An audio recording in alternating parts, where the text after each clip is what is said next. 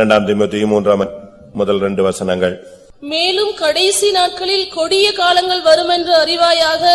எப்படி எனில் மனுஷர்கள் தற்பிரியராயும் பணப்பிரியராயும். இங்க நான் வாசிக்கிற இந்த வசனத்தை வச்சுதான் நம்ம கீழ்வசனம் மாதிரி கொண்டு போய்கிட்டு இருக்கிறோம். மனுஷருடைய நிலவரங்கள் எப்படி இருக்குன்னு பழைய ஏற்பாடும் புதிய ஏற்பாடும் பல விதங்கள்ல சுட்டி காட்டுகிறது. நாம் இதுவரைக்கும் 10 பிரியர்களை பார்த்திருக்கிறோம். ஒன்று தற்பிரியர், இரண்டாவது பணப்பிரியர். இது ரெண்டும் 2 தீமோத்தேயு 3:2 சொல்லப்பட்டிருக்கிறது. மூன்றாவது 2 தீமோத்தேயு 3 அதிகாரம் 4 வசனத்தின்படி ஜனங்கள் சுகபோக பிரியராக இருப்பார்கள்.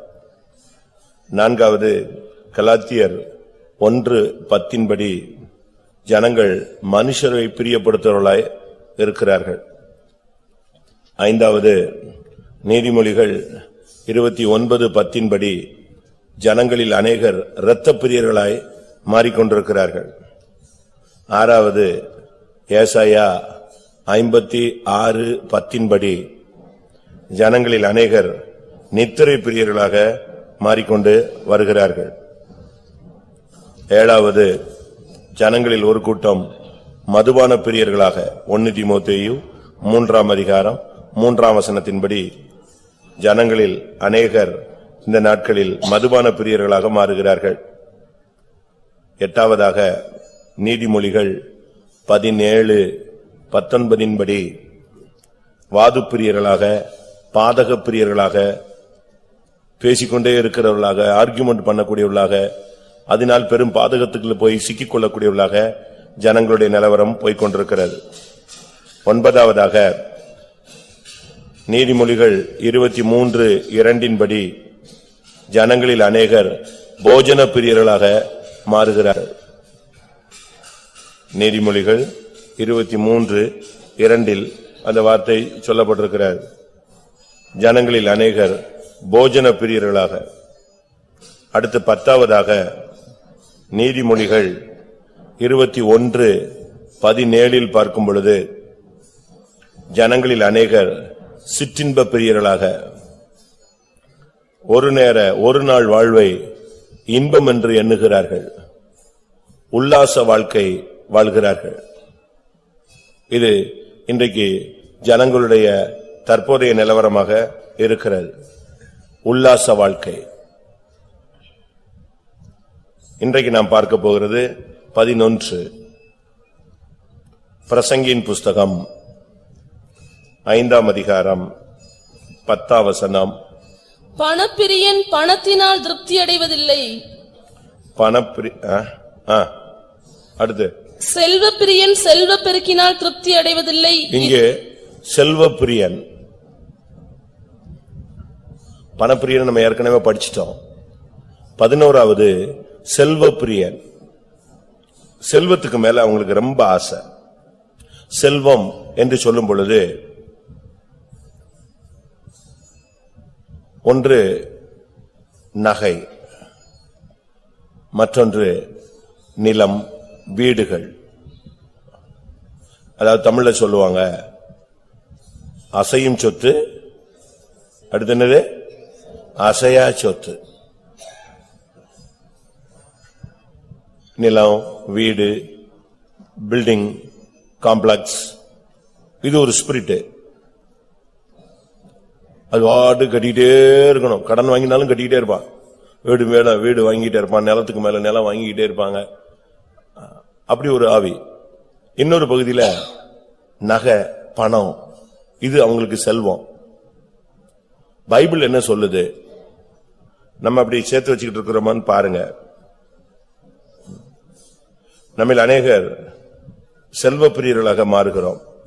செல்வ பிரியன் செல்வத்தினால் திருப்தி அடைகிறது இல்லை. ஏன்னா அவனுக்கு திருப்தி அடைய முடியாது. பைபிள் அப்படி சொல்லுது.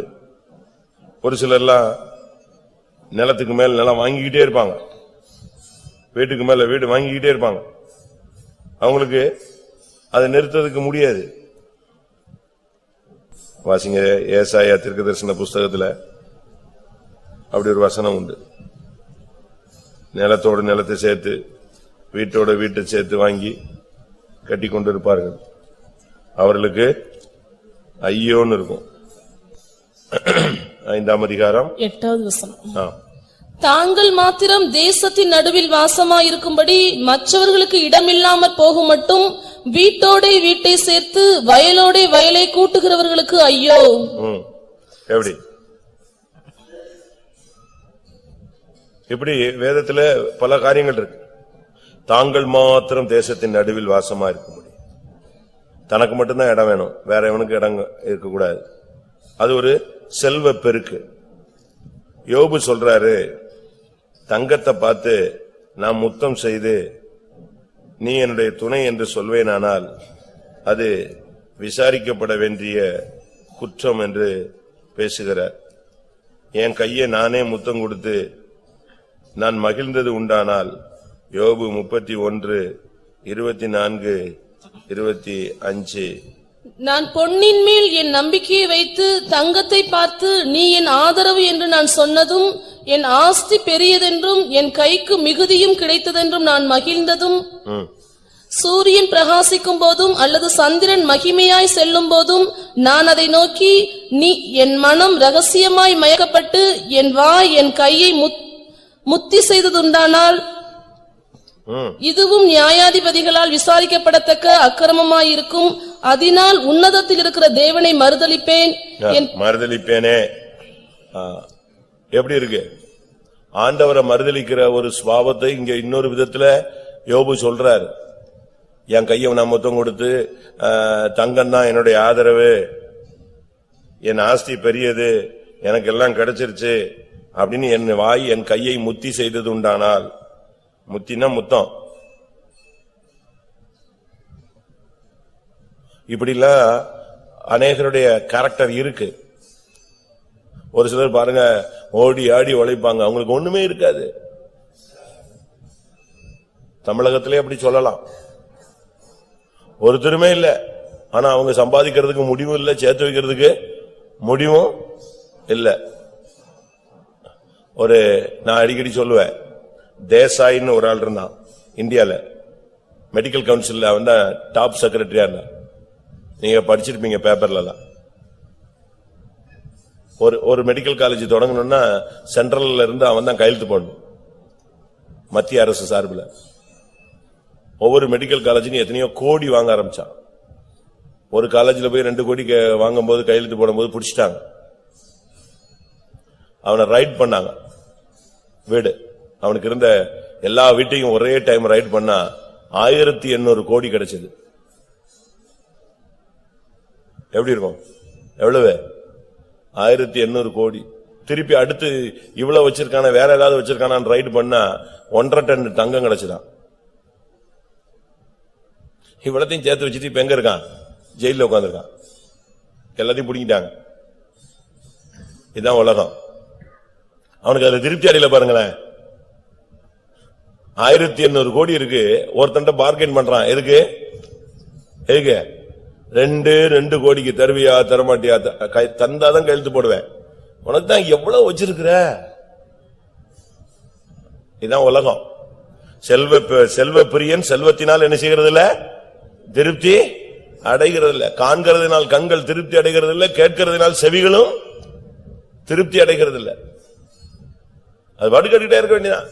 சினிமா பாட்டு கேட்கலாம், சினிமாவை பார்க்கலாம், கண்ணு திருப்தி ஆகுது, அது பார்த்துட்டே இருக்கும். செத்து போன பிறகு கூட சிலர் ஒரு கண்ணு மூடாது. பாத்திருக்கீங்களா? செத்த பிறகு கூட ஒரு சிலருடைய கண்ணு மூடாது. அவனும் பிடிச்சு இழுத்து வச்சு பார்ப்பான். மூடாது, வாய் மூடாது. பேசிக்கிட்டே இருந்த வாய் எப்படி மூடும்? பார்த்துக்கிட்டே இருந்த கண்ணு எப்படி மூடும்? ஒரு சிலருக்கு சாவு வராது, இழுத்துக்கிட்டே இருப்பாங்க. இவங்க போய் சொல்லுவாங்க, என்ன சொல்லுவாங்க? சொல்லுங்களேன். காசை கரைச்சு ஊத்துவாங்க. பாத்திருக்கீங்களா? நகையை கரைச்சு ஊத்துவாங்க. காசை பால்ல கரைச்சு வாயில ஊத்துவான். அது குடிச்ச உடனே போயிடும். உடனே அவங்களுக்கு புரிஞ்சுக்கோ, ஓஹோ காசுலதான் இவன் உயிரை நெஞ்சிட்டு இருக்க, ஆடிட்டு இருக்கு. இதே மாதிரி நம்ம ஆளுங்களுக்கும் கரைச்சு ஊத்தலாம். போகாத ஆள் தான் போயிடுவான். பண ஆசை. செல்வ பெருக்கினால் செல்வ பிரியன் செல்வத்தினால் என்ன செய்கிறது இல்ல, திருப்தி ஆகிறது இல்லை. யோபு 21:13. அவர்கள் செல்வவான்களாய் தங்கள் நாட்களை போக்கி ஒரு க்ஷண பொழுதிலே பாதாளத்தில் இறங்குகிறார்கள். எங்க இருந்து எங்க போறான் பாருங்க, என்ன ஸ்பீட்ல இறங்குறான் பாருங்க. அவர்கள் செல்வவான்களாய் தங்கள் நாட்களை போக்கி கொண்டிருந்தார்கள். ஒரு க்ஷண பொழுதுல, ஒரு செகண்ட்ல எங்க போயிட்டான், எங்க இறங்கிடுறான், பாதாளத்துல இறங்கிடுறான். ஒரே ஸ்பீட் தான், ஹை ஸ்பீட் தான், பட்டுன்னு போயிடும். அதனால நம்ம இந்த நாட்கள ரொம்ப கவனமா இருக்கணும். ஒரு சிலருக்கு ரொம்ப வருத்தம், ஆண்டவர் கொடுக்கறதே இல்ல, எங்களை தரத்தரனாவே வச்சுக்கிட்டாரு. அவனை பாருங்க, அவன் கோயிலுக்கு வரல, அறகுறையா வரான், அவனை ஆசீர்வதிக்கிறாரு. அப்படிலாம் நீ யோசிக்காத.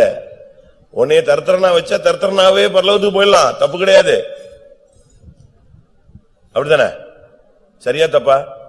நான் ரொம்ப நேரம் யோசிச்சேன் ஒரு நாள், என்னடா இது, இந்த ஐஸ்வர்யவான் வீட்டுல போய் பிச்சை எடுக்கிற, இந்த மேஜையில இருந்து விழுகிற துணிக்கியே சாப்பிட்டுக்கிட்டு யாரு கிடந்தா, தருத்திரன் கடந்து, அவன் பருக்கள் எல்லாம் நாய்கள் நக்கி கடைசியில் அவன் செத்து போயிட்டானே, அவனை கொஞ்சமாவது ஆசீர்வச்சிருக்கலாமே. ஆனா அவன் போய் எங்க போயிட்டான், தருத்திரனாவே இருந்தான், போனது எங்க போயிட்டான், ஆபிரகாமின் மடிக்கு போயிட்டான். அதனால கர்த்தர் உன்னை ஆசீர்வதிக்கணும்னு சொன்னா எவனும் தடுக்க முடியாது. ஆண்டவர் உன்னை இந்த பாதையில கொண்டு போறாரு, உடைச்சு நொறுக்கி தான் கொண்டு போறாருன்னா ஓகே, ஒத்துக்க. ஏசு ராஜாதி ராஜா போல சும்மா பவனி வந்த காலங்களும் உண்டு. ரோட்ல போறவெல்லாம் சட்டைய வஸ்திரத்தெல்லாம் விரிச்சு செடியெல்லாம் ஒடிச்சு போட்டு யூதருடைய ராஜா வாழ்கன்னாங்க. அதே ஒரு வாரத்துக்கு பிறகு அதே ரோட்ல யாரா வந்தாரு, சிலுவை சுமந்தும் வந்தாரு. அதனால நீ உனக்கு வாழ்ந்திருக்கவும் தெரியணும், தாழ்ந்திருக்கவும் தெரியணும். இங்க நடந்தது என்ன, செல்வ பிரியர்கள் செல்வத்தினால் திருப்தி அடைகிறது இல்ல. அதனால செல்வமா வாழணும்னு நீ ஆசைப்படாத. தரித்திரனா இருந்தா கூட பரவாயில்ல, ஆபிரகாமின் மடிக்கு பரலோகத்துல பாரடைஸ்க்கு போயிட்டீங்கன்னா தப்பிட்ட. இல்லனா க்ஷண பொழுதில் அவர்கள் எங்கே இறங்கினார்கள், பாதாளத்தில் இறங்கினார்கள். செல்வம் ஆண்டவருக்கு தேவையில்லை. நம்ம இப்ப காணிக்கை கொடுக்க சொல்றோம்னு சொன்னா, காணிக்கை நம்ம ஆண்டவருக்கு தான், ஆண்டவருடைய பேர்ல யார் கையில கொடுக்கிறோம், ஊழியத்துக்கு கொடுக்கிறோம். அது நீங்க புரிஞ்சுக்கணும். ஆண்டவர் நீங்க கொடுக்கிற காப்பியை வாங்கி குடிச்சிட்டு போயிட்டு இருக்காரா? அப்படியா? ஆண்டவர் நீ கொடுக்கிற 150 ரூபாய்க்கு ஒரு ஜெபம் பண்ணி பாக்கெட்ல போட்டு போறாரா? அவருக்கு அதெல்லாம் தேவையில்லை. அவர் காணிக்கை பெட்டிக்கு வெளியே தான் நின்றுட்டு இருந்தாரு, உள்ள இல்ல. காணிக்கை பெட்டிக்குள்ளேயே ஆண்டவர் இருந்தாரு, காணிக்கை பெட்டிக்கு பக்கத்துல நின்று பாத்துட்டு இருந்தாரு, எவன் என்னென்ன போடுறான்னு பாத்துட்டு போனாரு, அவ்வளவுதான். அதனால பைபிள் அழகா சொல்லுகிறது, உங்களுடைய செல்வம் அவருக்கு வேண்டியது இல்லை. சங்கீதம் 16:2, உன் செல்வம் காணிக்கைக்கு தேவையே தவிர அவருக்கு தேவையில்லை. என் நெஞ்சமே, நீ கர்த்தரை நோக்கி, தேவரீர் என் ஆண்டவராய் இருக்கிறீர், என் செல்வம் உமக்கு வேண்டியதா இராமல் பூமியில் உள்ள பரிசுத்தவான்களுக்கும் நான் என் முழு பிரியத்தையும் வைத்திருக்கிற மகாத்மாக்களுக்கும் அது வேண்டியதா இருக்கிறது என்று சொன்னாய். யாருக்கு தேவை? ஆண்டவரே, அது உமக்கு வேண்டியதா. ஆண்டவருக்கு இந்த செல்வம் எல்லாம் தேவையில்லை. ஆண்டவருக்கு என்ன செல்வம் தேவை? இடம் வேணுமா? பூமியும் அது நிறைவும் எல்லாம் யாருடையது? அவருடையது. அவர் அங்க உட்கார்ந்து அளந்து கொடுத்துட்டு இருக்காரு. நீ அதை வாங்கிக்கிட்டு நான் அதை செய்தேன் இதை செய்தேன்னு சொல்லிடாத. நான் ஆண்டவருக்கு தான் செஞ்சேன், ஆண்டவருக்கு தான் செஞ்சேன் சொல்லவே கூடாத. அழகாக சொல்லியிருக்கு, உங்களுடைய செல்வம் எனக்கு வேண்டியதாயிராமல் யாருக்கு தேவை? அது ரெண்டு கூட்டத்துக்கு தேவை. யாருக்கு? வாசிங்க 3ஆம் வசனம். பூமியில் உள்ள பரிசுத்தவான்களுக்கும் நான் என் முழு பிரியத்தையும் வைத்திருக்கிற மகாத்மாக்களுக்கும். மகாத்மான்னா நீங்க காந்தின்னு மட்டும் நினைச்சிடக்கூடாது.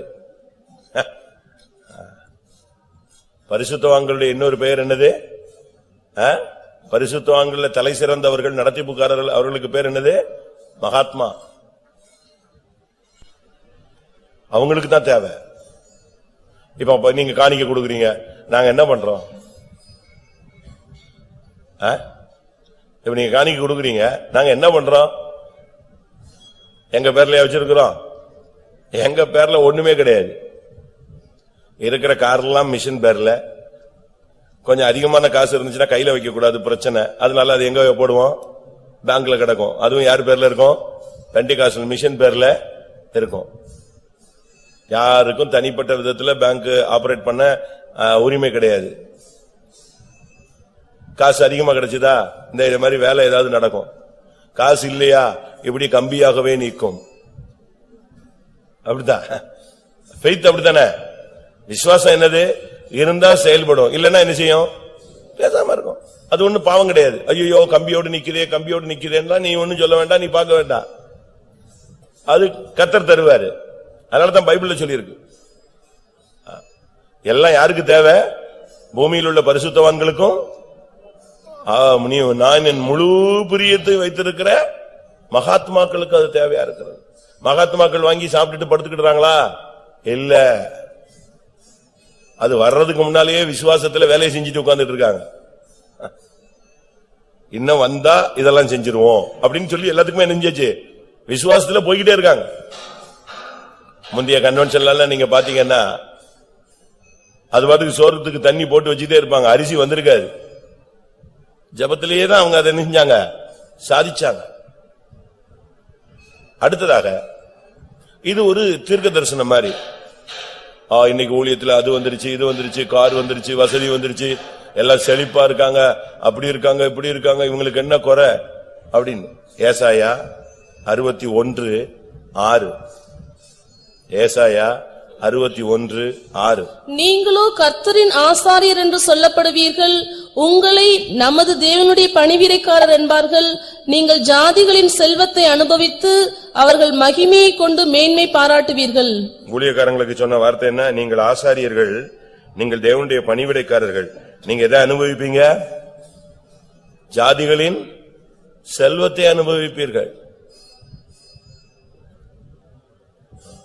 பாஸ்டர் ஜாக்கப்ட்ட போய் யாரோ சொன்னாங்களாம், ஊழியக்காரங்கெல்லாம் அப்படி ரொம்ப லக்ஸுரிஸா இருக்காங்க, வண்டியில தான் வராங்க, அதுல தான் வராங்கன்னு. அப்ப அவர் சொன்னாராம், எனக்கு வெளிநாட்டுக்கு போனா என் விசுவாசியே பிளைட் வச்சிருக்கான், நான் அதுல தான் போறேன் அப்படின்னாராம். வெளிநாட்டுக்கு போனா எனக்கு விசுவாசி எதை வச்சிருக்கான்? பிளைட் வச்சிருக்கான். நான் ஊழியத்தை நிமித்தம் அதுல போறேன், அதுல ஏன் போக கூடாது? ஊழியத்துக்கு தானே செஞ்சேன், சுகபோகத்துக்காக தனியா எதுவுமே என்ன செய்யலையே. இப்ப நம்ம இதெல்லாம் செய்யறது ஊழியத்துக்காக செய்யறோமா, சுகபோகத்துக்காக செய்யறோமா?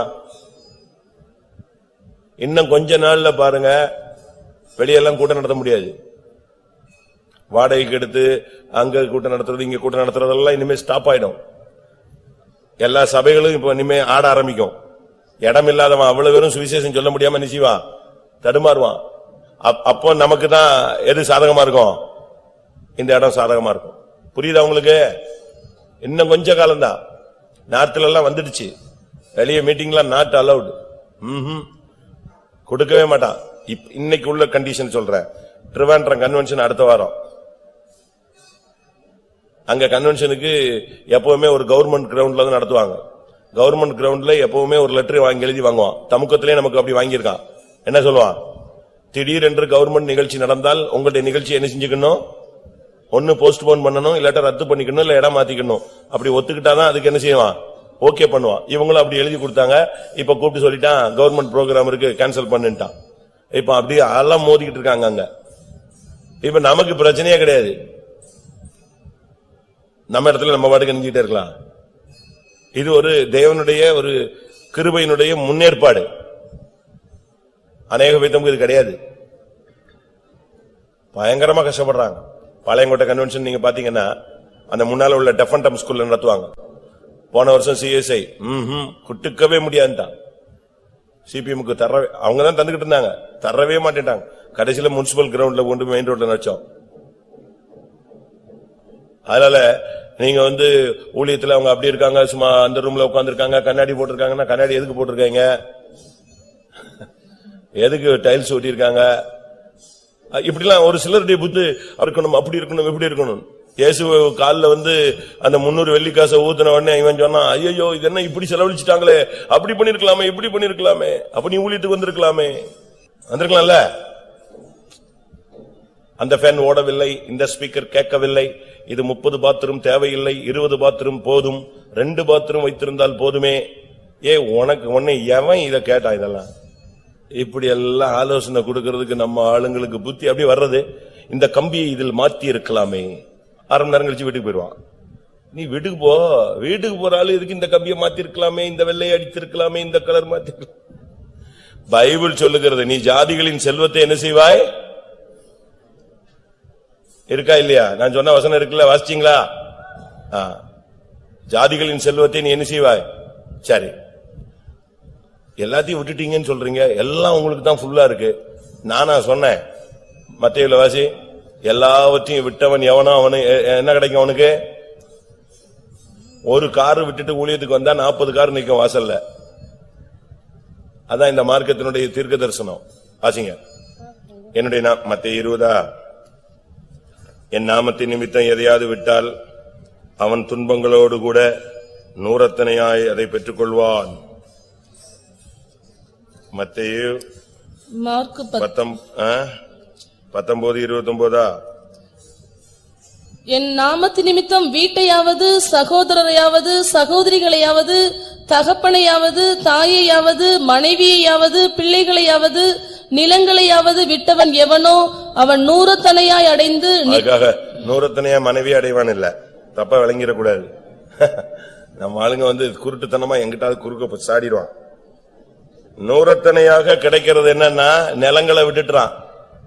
ஒரு அம்மா அப்பாவை விட்டுட்டான், ஒரு தம்பி தங்கச்சியை விட்டுட்டான், இல்ல ஒத்தைக்கு ஒரே பிள்ளை அவன், அதையும் விட்டுட்டான். எனக்கு அப்படிலாம் நான் பார்த்து ஆச்சரியப்பட்டிருக்கேன்.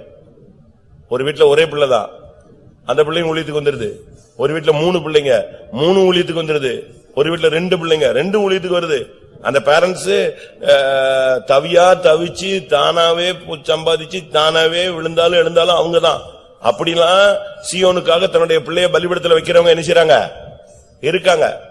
அவங்க பிள்ளைங்க கண்ணு முன்னால சாகுறாங்க. அவர்களுடைய உன் இருதயத்தை மரியாதை சொன்னாரு, உன் ஆத்மாவே ஒரு பட்டம் என்ன செய்யும்?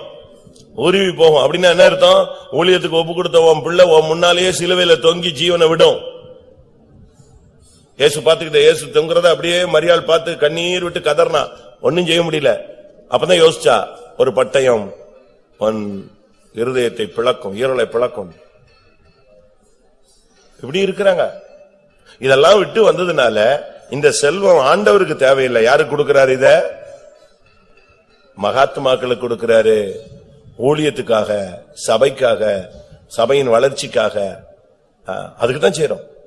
நைட் அண்டே கடந்து அலைஞ்சு திரிஞ்சு அதை வாங்கி இதை வாங்கி இதெல்லாம் பண்றது எதுக்கு? நீங்க வந்தா அழகா உட்கார்ந்து தேவனுடைய வார்த்தைகளை கேட்டு சத்தியத்துக்கு உபதேசத்துக்கு ஒப்பு கொடுத்து. சைனால நீங்க போனீங்கன்னா இப்படி சர்ச்சஸ் கிடையாது. பைபிளே வேற, கம்யூனிஸ்ட் பைபிள் அப்படிதான் எழுதி வச்சிருக்கான். அந்த சர்ச்சுக்கு மட்டும்தான் அலௌடு. நல்ல சர்ச்சுகளுக்கு பேர்லாம் என்ன பேரு? அண்டர் கிரவுண்ட் சர்ச், அந்தரங்க சபைகள். நம்ம ஊழியக்காரர் ஒருத்தர் போனாரு, அவரை கூப்பிட்டாங்க அந்தரங்க சர்ச்சில இருந்து. இவர் போனாரு. இவருக்கு அவங்கள தெரியாது, அவருக்கு இவங்கள தெரியாது. இவர் போய் இறங்கிட்டாரு. இறங்கின உடனே அவங்க கூட்டு ஒரு ஆள் இன்ட்ரோடியூஸ் பண்ணான். நீங்க தானா? ரைட்டு, இந்த கலர் ட்ரெஸ் போட்டிருக்கீங்க, ரைட் ஓகேன்னு சொல்லி கூப்பிட்டு போயிட்டான். போனாம் போயிட்டே இருக்கிறான். ஒரு வண்டியில ஏத்தி. இவருக்கு ஒரு டயத்துக்கு பிறகு பயம் வந்து போச்சு. இது எங்க கொண்டு போய் நம்மள சேர்க்க போறானோ தெரியாது. அவன் பாசையும் தெரியல, நம்ம பாசையும் தெரியல, எப்படி மாட்டிட்டவன். கடைசியில போனா ஒரு கிராமத்துக்குள்ள போய் அங்க இந்த சின்ன சின்ன லைட்டை வச்சுக்கிட்டு ஒரு ரூம்ல உட்கார்ந்து இருந்தாங்களாம். அங்க கொண்டு போய் விட்டாங்க. அதுக்கு பிறகுதான் பார்த்தா, ஓஹோ, அண்டர் கிரவுண்ட் சர்ச். யாருக்கும் தெரியாம ஆழமான உபதேசங்களை கேட்கறதுக்கு ஜனங்கள் என்ன செய்றாங்க? காத்திருக்காங்க. நமக்கு பாருங்க, எல்லா வசதியும் இருக்கு, வரமாட்டேங்கிறான். இப்ப கூட வீட்டுல தான் உட்கார்ந்துருக்கும், பாதி வராது. உனக்கு டைம் கிடைக்குது. உன்னுடைய செல்வம் உனக்கு வலையாய் மாறக்கூடாது. சங்கீதம் 69:22. அவர்களுடைய பந்தி அவர்களுக்கு கண்ணியும் அவர்களுடைய செல்வம் அவர்களுக்கு வளையுமாய் இருக்க கடவுது. வலை, செல்வ பிரியனா மாறிட்டேனா உன்னுடைய செல்வமே உனக்கு நெட்டா மாறிடும், வலையா மாறிடும். நீதிமொழிகள் 13:7. ஒரு நிமிஷம். உன்னுடைய ஜீவியம், உன்னுடைய செல்வம் உனக்கு வலைன்னா தெரியும் தானே? வலையில போய் சிக்கிட்டீங்கன்னா முடிஞ்சு போச்சு. பணத்தை பெருக்கணும், பிசினஸ் பெருக்கணும், அதை பெருக்கணும், இதை பெருக்கணும், வட்டி வாங்குறது, வட்டி வாங்கி அங்க போடுறது, இங்க போடுறது, அந்த பிசினஸ் இந்த பிசினஸ்ங்கிறது அங்க எங்க போய் என்னத்தையாவது ஒன்ன பண்ணி டெவலப் ஆயிரணும்னு பாக்குறான். ஒரு சிலருக்கு ஒண்ணுமே இருக்காதுங்க, அவன் போடுற சீனை பாத்தீங்கன்னா பயங்கரமா இருக்கும். ஒரு சிலருக்கு எல்லாம் உண்டு, ஆனா ரொம்ப அமைதியா இருப்பாங்க. நீங்க எப்படின்னு பாருங்களேன். நீதிமொழிகள் 13:7. ஒன்றும் இல்லாதிருக்க தன்னை செல்வவானாக பாராட்டுகிறவனும் உண்டு. ஒண்ணுமே இல்ல, ஆனா அவர் வர்றதும் போறதும் பாத்தீங்கன்னா எப்படி போவாரு? இப்பதான் பிளைட்ல இருந்து இறங்கின மாதிரி இருப்பாரு. மிகுந்த செல்வம் இருக்க தன்னை தரித்திரனாக பாராட்டுகிறவனும் உண்டு. மிகுந்த செல்வம் இருக்கும், ஆனா அவனை பார்த்தா அமைதியா வந்துட்டு போயிட்டே இருப்பான். ஒன்னும் பேச மாட்டான், ஒன்னும் பேச மாட்டான். நான் இப்ப கேரளா போயிருக்கும்போது நான் அன்னைக்கு கூட சொன்னேன், ஒரு சபையில புதுசா பில்டிங் கட்டணும் அப்படின்னு யோசிச்சா அதை கட்ட விடாம பயங்கர போராட்டம். இவங்க முதல்ல பயந்தது RSS தான் ஏதோ நோட்டீஸ் கொடுத்துட்டான் கலெக்டருக்குன்னு. கடைசியில் விசாரிச்சு பார்த்தா கொடுத்தது யாரு? பழைய பில்டிங் இடிக்க கூடாது, பழைய பில்டிங் இருக்க வேண்டும். இது ஏசி காலத்துல இருந்ததான்னு, அது அங்கனையே தான் இருக்கணும். புதுசா கட்டுவதற்கு அனுமதி இல்லை, வேண்டாம், அங்கன வேண்டாம், பரேடு. கடைசியில விசாரிச்சு பார்த்தா அந்த லெட்டர்ல நான் இந்த ஊழியக்காரன் போய் ரொம்ப சீக்கிரட்டா போய் அந்த எல்லா லெட்டரையும் வாங்கிட்டு வந்துட்டான், ஜெராக்ஸ் வாங்கிட்டு வந்து பார்த்தா சபையில உள்ள விசுவாசிகள் தான். அவர் சொல்றாரு, ஒரு 15 ரூபா காணிக்க கொடுக்க மாட்டான். இவன் இந்த 10 பேரும் கூடி சேர்ந்து ஏதாவது கெடுக்கிறான். கர்த்தருடைய வீட டெவலப் பண்ணி ஊழியத்துல வெளியெல்லாம் ஜனங்க நிக்கிறாங்க, உள்ள உட்கார்றதுக்கு ஒரு காலை எக்ஸ்டெண்ட் பண்றதுக்கு இவன் போய் RSS மாதிரி என்ன செய்யறான், லெட்டர் கொடுத்துட்டான். ஒரு நல்ல விசுவாசியோ இல்லாவிட்டா ஊழியத்துல வளர்ச்சி உள்ளவனோ இதை வேஸ்ட் பண்ணாதீங்கன்னு சொல்றவனோ இருந்தா பரவாயில்ல. எப்படி இருக்கும்? இப்படி இருக்க கூடாது.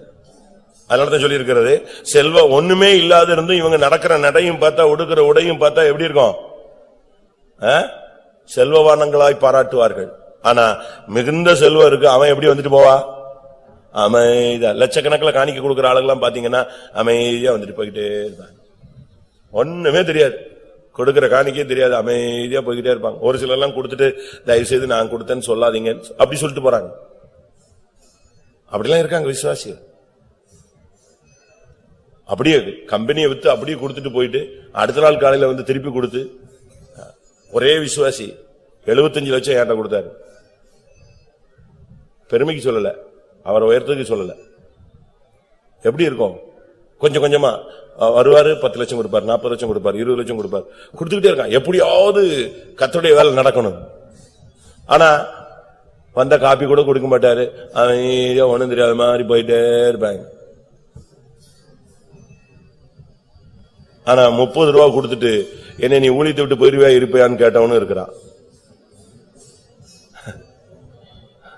30 ரூபா என் கண்ணுல இருந்து அது போகவே மாட்டேங்குது. எத்தனையோ தரிசனங்கள் மறந்து போச்சு, ஆவிக்குரிய தரிசனங்கள் கூட மறந்துருச்சு. இந்த தரிசனம் மறக்கவே இல்லை, நிதர்சனம். இது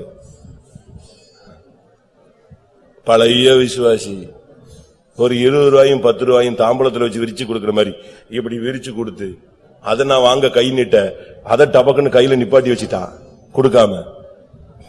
நீங்க ஒண்ணும் போக மாட்டீங்களே அப்படின்னா என்ன வார்த்தை அப்பா.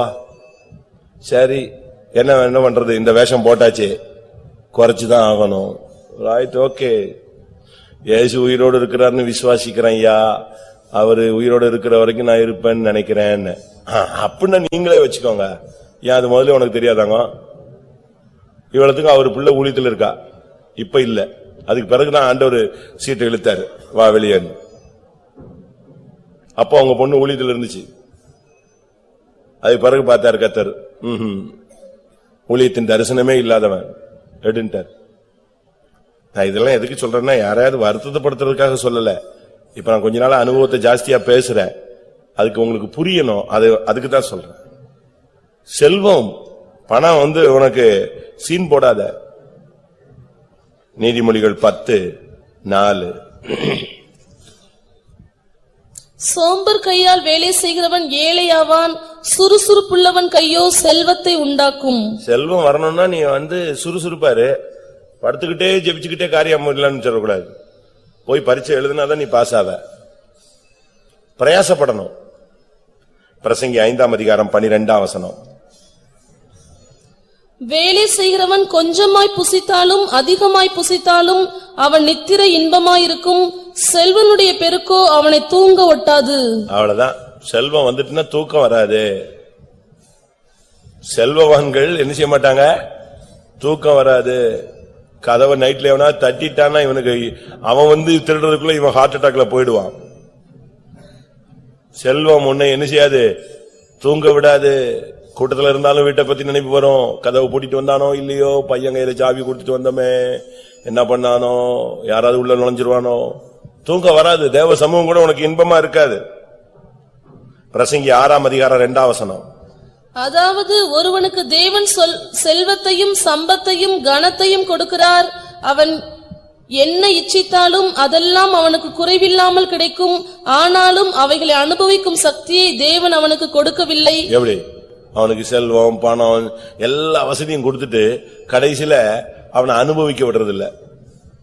கோடீஸ்வரனா மாத்திட்டு கடைசியில கோதுமையை சாப்பிட வச்சிடறாரு பாத்தீங்களா? அப்படித்தானே? எல்லா வசதியும் கொடுத்துருவாரு, அவனுக்கு சாப்பிட முடியாது. சாப்பிட்டா என்னது? Cholesterol, salt, sugar, diabetes. அப்ப என்ன பண்றது?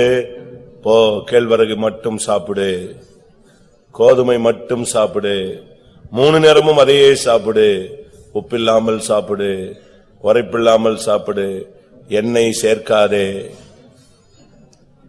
அப்படிதானே? சரி, அது கோடீஸ்வரனுக்கு வருது, நமக்கு ஏன் வருது? நீ உன்னைய போட்டு குழப்புற, மண்டைய போட்டு குழப்பிக்கிட்டே இருக்கிற. நான் ஒரு புக் படிச்சேன், மெடிக்கல் சம்பந்தப்பட்ட ஒரு புக். அதுல சொல்லியிருக்கு, மன உளைச்சல் தான் டயபெட்டிஸுக்கு மெயின் காரணம். இவன் போட்டு குழப்பி கடைசியில இன்சுலின் சுரக்கிறது நின்னு போய் சுகர் ஆயிடுவான். கவலை அவன் இருதயத்தை ஒடுக்கொண்டு பைபிள் சொல்லுது.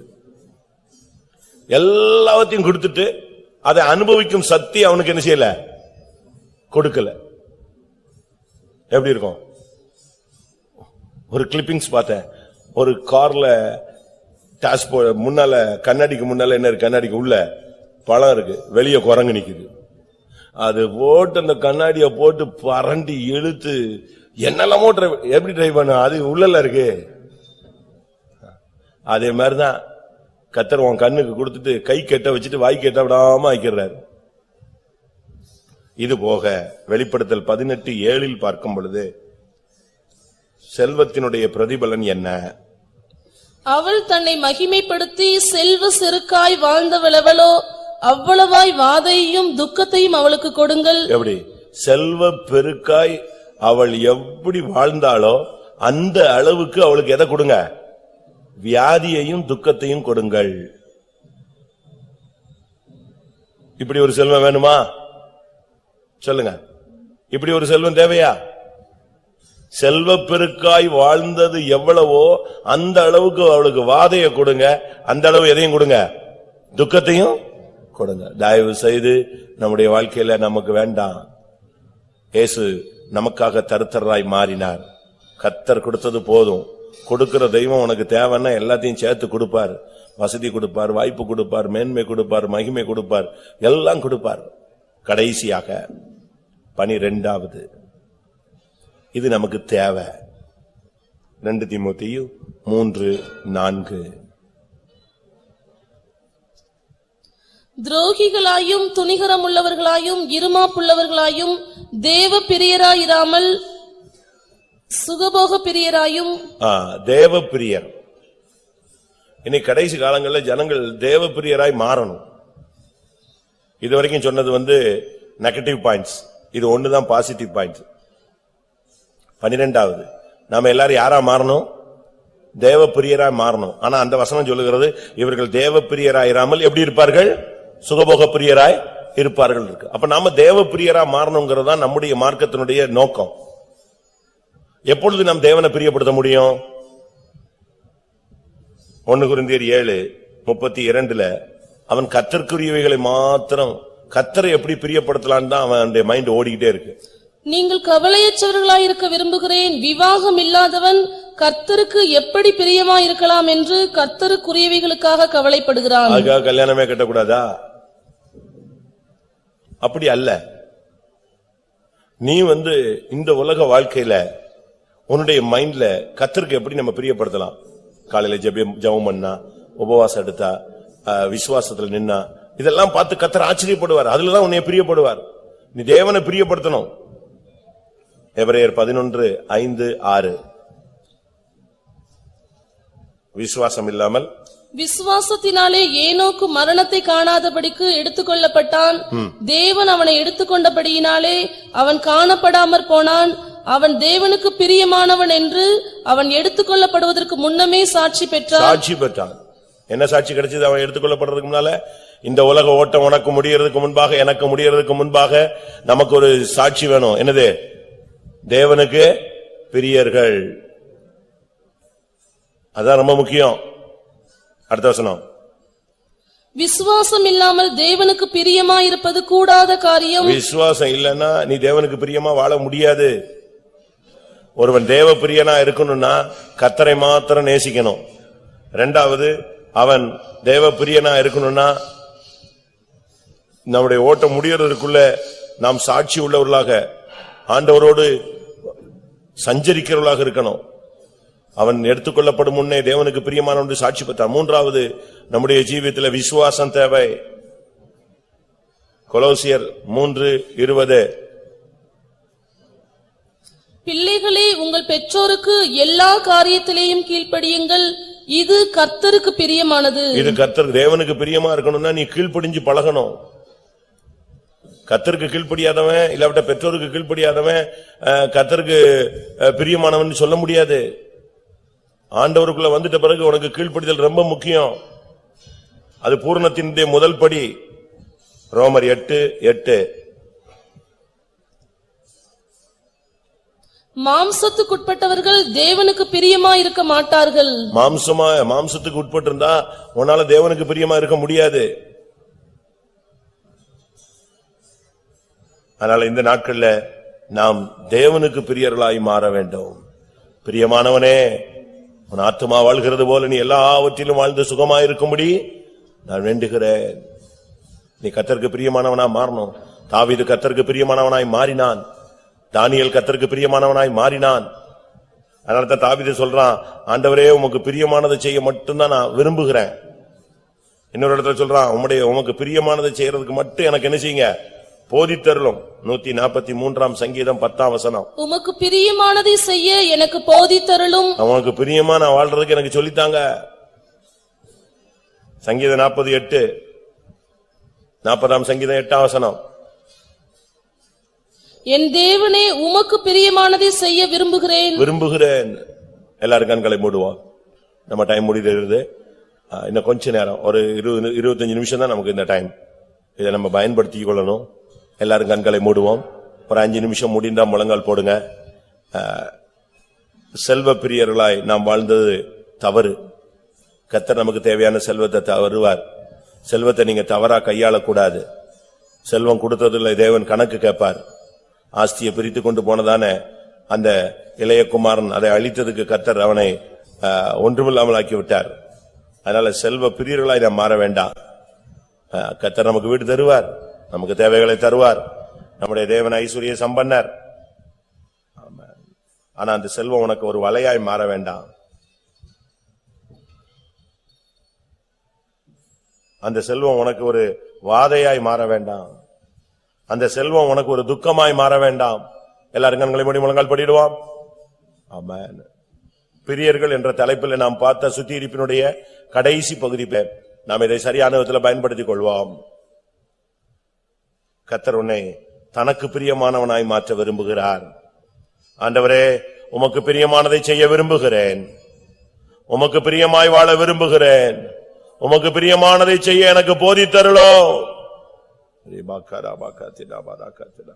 நான் மாம்சத்துக்கு உட்பட்டால் உமக்கு பிரியமாய் இருக்க முடியாது. நான் கீழ்ப்படியாதவனாய் இருந்தால் உமக்கு பிரியமாய் இருக்க முடியாது. உலகத்தை நேசித்தால் நாம் உனக்கு பிரியமா இருக்க முடியாது. நான் எடுத்துக்கொள்ளப்படும் முன்னே, இல்லாவிட்டால் இந்த ஓட்டத்தை முடிக்கும் முன்பாக உமக்கு பிரியமா இருக்க நான் வாஞ்சிக்கிறேன். விசுவாசம் இல்லாமல் தேவனுக்கு பிரியமா இருப்பது கூடாத காரியம். ஆண்டவரே, நான் உமக்கு பிரியமான அந்த விசுவாசத்தை உடையவனா என்னை மாற்றும். நான் சொன்ன வார்த்தைகளை நீங்கள் வேத வசனமாக எடுத்து, வேத வசனத்திலிருந்து எடுத்து சொன்ன இந்த காரியங்களை நீங்கள் ஒரு அறிக்கையாக தேவனுடைய சமூகத்தில் சமர்ப்பியுங்கள். ஹல்லேலூயா, ஹல்லேலூயா. கொஞ்ச நேரம் தான் சரியா நீங்க பயன்படுத்தினீங்கன்னா கர்த்தர் நமக்கு கிருபை கொடுத்துருவார். நாம் 11 விதமான பிரியர்களிலிருந்து விடுதலை பெற்று தேவனுக்கு மாத்திரம் பெரியவர்களாய் நாம் மாறலாம். ஹல்லேலூயா, ஹல்லேலூயா, ஹல்லேலூயா. ஆமென், ஆமென், ஆமென், ஆமென், ஆமென், ஆமென். கர்த்தாவே, நான் செல்வ பிரியனா இருந்தது எனக்கு மன்னியும் ஆண்டவரே. பொருளாசை உள்ளவனாய் மாறினது மன்னியும் ஆண்டவரே. ஆமென். வீடு நிலங்கள் மேல என்னுடைய கவனத்தை திருப்பி நான் தெய்வீகத்தை இழந்து போன இடங்களை எனக்கு மன்னியும் ஆண்டவரே. இன்றையிலிருந்து நான் என்னை ஒப்பு கொடுக்கிறேன். நான் உமக்கு பிரியமா என்னுடைய ஓட்டத்தை முடிக்க வாஞ்சிக்கிறேன். வாயை திறந்து சொல்லுங்க பார்க்கலாம். கர்த்தர் ஒரு கிருபையினால் நம்மை நிரப்பட்டுமே. ஹல்லேலூயா, ஹல்லேலூயா. ரேகபா ரபாகா திரபனா திதிதிதபனா கதிதகதபகதபயா. கர்த்தாவே, இந்த வசனங்களின் அடிப்படையில் என்னை தாழ்த்துகிறேன். ஆமென். தேவனோடு ஒப்புரவாகிக் கொள்ளுங்கள். உங்களுடைய மனதிலே எதெல்லாம் கர்த்தருடைய ஆவியானவர் உணர்த்துகிறாரோ, அந்த இளைய குமாரனுடைய சுபாவமோ, அந்த யாக்கோபின் சுபாவமோ, அந்த நேபுகாத்நேசரின் சுபாவமோ, எதுவாயிருந்தாலும் கர்த்தருடைய சமூகத்திலே ஒப்புக் கொடுங்கள். ஆண்டவரே, நான் தற்பிரியனா இருந்தது, பணப்பிரியனா இருந்தது, சுகபோக பிரியனா இருந்தது, மனுஷ பிரியரா இருந்தது, இரத்த பிரியரா இருந்தது, நித்திரை பிரியரா இருந்தது, மதுபான பிரியனா இருந்தது, வாது பிரியனா இருந்தது, போஜன பிரியனா இருந்தது, சிற்றின்ப பிரியனா இருந்தது. ஆண்டவரே, செல்வ பிரியனா இருந்தேன். எல்லாம் மன்னியும் ஆண்டவரே. நான் உமக்கு மாத்திரம் பிரியமாய் வாழ விரும்புகிறேன்.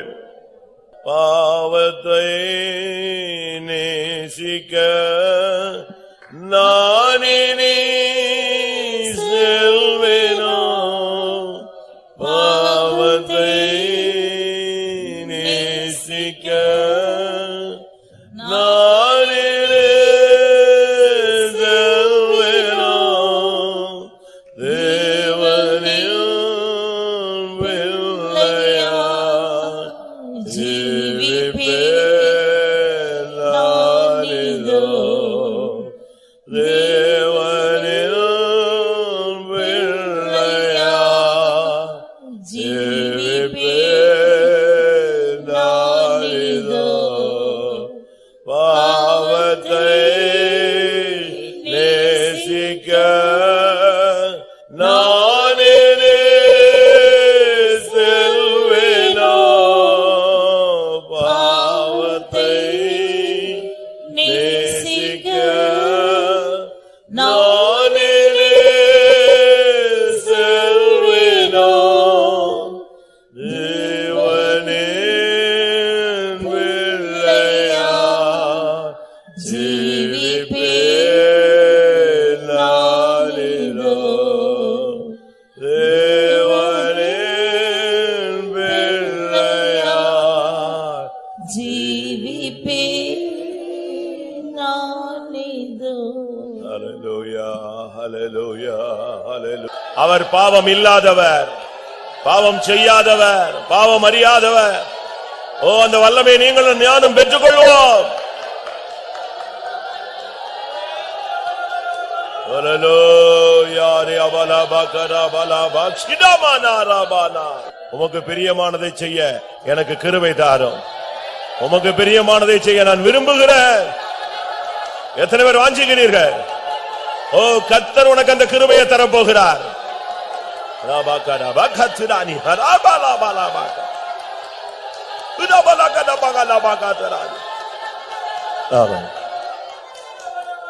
பிரியமானவர்களே, ஏனோக்கு இந்த உலகத்தில் குடும்பத்தோடு வாழ்ந்தவன்.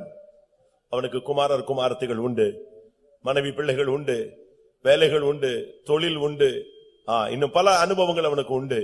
ஆனால் இவைகளுக்கு மத்தியிலே கர்த்தரோடு நடந்து கர்த்தருக்கு பிரியமானவன் என்று சாட்சி பெற்றான். அவன் எடுத்துக்கொள்ளப்பட்டான். ஆமென். நீ உனக்கும் குடும்பம் உண்டு, உனக்கு உலகத்துல பல பாரங்கள் உண்டு. இவைகளுக்கு மத்தியிலே கர்த்தரோடு சஞ்சரிக்க முடியாய் தீர்மானித்துக் கொள்வாயாக. நிச்சயமா நீ எடுத்துக்கொள்ளப்படும் முன்பாக கர்த்தருக்கு பிரியமானவன் என்று சாட்சி பெற்றே ஆக வேண்டும்.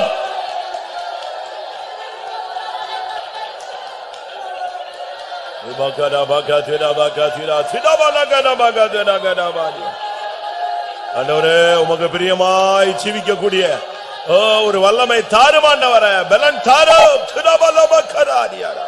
ஆமென் ஆமென். நீ தேவனுக்கு பிரியமாய் வாழ்ந்தால் அவர் உன்னை பார்த்து என் பிரியமே நீ ரூபவதி என்று சொல்லுவார், உன்னில் பழுது ஒன்றும் இல்லை என்று சொல்லுவார். தன்னை மாத்திரம் பிரியப்படுத்த வேண்டும் என்று அவர் விரும்புகிறார். அது நம்மால முடியாது, அது தேவனால் அபிஷேகத்தினால் முடியும்.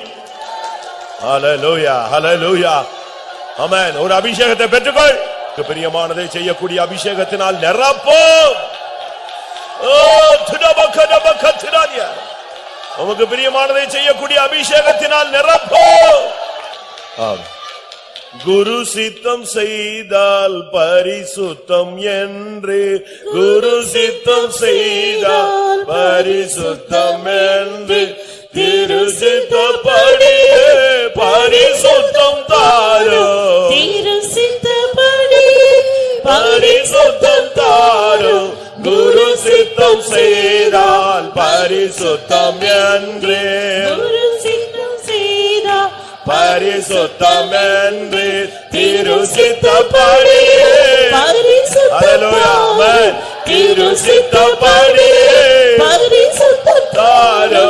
குரு சித்தம் செய்தால் பரிசுத்தம் என்று, குரு சித்தம் செய்தால் பரிசுத்தம் என்று, திரு சித்தப்படி பரிசுத்தம் தாரும், திரு சித்தப்படி பரிசுத்தம் தாரும். குரு சித்தம் செய்தால் பரிசுத்தம் என்று, குரு சித்தம் செய்தால் பரிசுத்தம் என்று, திரு சித்தப்படி பரிசுத்தம் தாரும், திரு சித்தப்படி பரிசுத்தம் தாரும். குரு சித்தம் செய்தால் பரிசுத்தம் என்று, குரு சித்தம் செய்தால் பரிசுத்தம் என்று, திரு சித்தப்படி பரிசுத்தம் தாரும், திரு சித்தப்படி பரிசுத்தம் தாரும். குரு சித்தம் செய்தால் பரிசுத்தம் என்று, குரு சித்தம் செய்தால் பரிசுத்தம் என்று, திரு சித்தப்படி பரிசுத்தம் தாரும், திரு சித்தப்படி பரிசுத்தம் தாரும், திரு சித்தப்படி பரிசுத்தம் தாரும், திரு சித்தப்படி பரிசுத்தம் தாரும், திரு சித்தப்படி பரிசுத்தம் தாரும், திரு சித்தப்படி பரிசுத்தம் தாரும், திரு சித்தப்படி பரிசுத்தம் தாரும், திரு சித்தப்படி பரிசுத்தம் தாரும். ஆம் ஆமென். கர்த்தருடைய சமூகத்துக்காக ஸ்தோத்திரம் பண்ணுவோம். ஏழாவது கூட்டத்தை கர்த்தர் பொறுப்படுத்தார், அதற்காக ஸ்தோத்திரம் பண்ணுவோம். இன்னும் ஜனங்களை மீதியான கூட்டங்களை கொண்டு வந்து பரிசுத்தமாக்க முடியாது, ஸ்தோத்திரம் பண்ணுவோம். இந்த வருஷ கடைசி கூட்டங்கள் எல்லாம் சபைக்கு பக்தி விருத்திக்கு எதுவாய் மாற உதவி செய்ய முடியாது, ஸ்தோத்திரம் பண்ணுவோம். கிளைமேட் எல்லாம் கத்திருந்த நாட்கள் அனுகூலமாக்கி கூட்டங்களுக்கு ஜனங்களை கொண்டு வர முடியாது, ஸ்தோத்திரம் பண்ணுவோம். தொடர்ச்சியா தேவனுடைய ஆளுகைக்கு ஒப்பு கொடுத்து ஸ்தோத்திரம் பண்ணுவோம். எல்லா மகிமையும் அவருக்கே செலுத்தி ஸ்தோத்திரம் பண்ணுவோம். ஜெபம்.